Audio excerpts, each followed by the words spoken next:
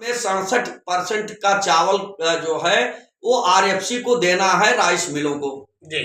उन राइस मिलों से जब धान उनके यहां चला गया, चूंकि ये सिद्ध हो रहा है कि जब ये लिख रहे हैं धुलाई किए, उसका किराया निकाले, तो सारे किराए के बाद जो धान इनके पास पहुंचा तो उसको चावल कूट करके तैयार करके आरएफसी को देना चाहिए। और आरएफसी ने दबाव बना करके इसके अधिकारियों ने उन मिलरों से धान का पैसा वापस कराया, केंद्र प्रभारियों से पैसा वापस कराया सहकारिता विभाग ने। तो दो प्रश्न इसमें उठते हैं। एक प्रश्न है कि उन केंद्र प्रभारियों की जांच होनी चाहिए कि लाखों लाख करोड़ों करोड़ों रुपया इन लोगों के पास कहां से आया, क्योंकि इनके हिसाब से तो कागज में वो किसानों के द्वारा खरीद की गई है, किसानों के खाते में पैसा भेज दिया गया।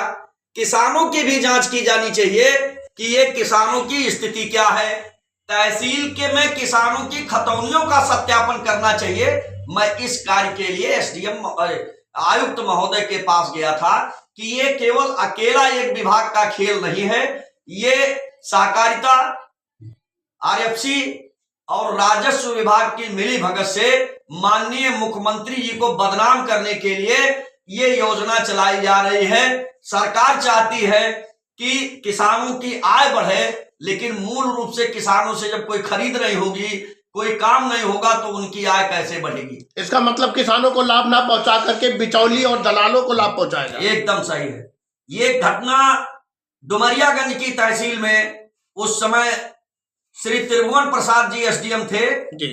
वहां बहुत बड़ा मामला हुआ विगत वर्षों में, और एक जो कंप्यूटर ऑपरेटर संविदा के आधार पे कर्मचारी था, उसके खिलाफ एफआईआर लिख करके त्रिभुवन प्रसाद जी ने लिखवा करके तिसरी कर लिया और सारे पैसे 2 दिन के अंदर केंद्र प्रभारियों से जमा करा लिया गया और अखबारों में निकला कि सारा पैसा वापस हो गया। महोदय, आप चाहते क्या इस घटना, इस मामला जो ये भ्रष्टाचार का मामला है? मैंने कमिश्नर साहब से कहा है कि हमको निष्पक्ष जांच होनी चाहिए, और संगठन ने तय किया है, मैंने तय किया है कि अगले हफ्ते हम माननीय मुख्यमंत्री जी से, चूंकि विभाग ये माननीय मुख्यमंत्री जी के पास है, खाद्य विभाग, और उनको बदनाम करने की साजिश की जा रही है बस्ती मंडल में, मैं माननीय मुख्यमंत्री जी से व्यक्तिगत तौर से मिलकर के सभी पहलुओं पे अभिलेखों सहित उनसे वार्ता करूंगा और उनसे मांग करूंगा कि ये बहुत बड़ा घोटाला है।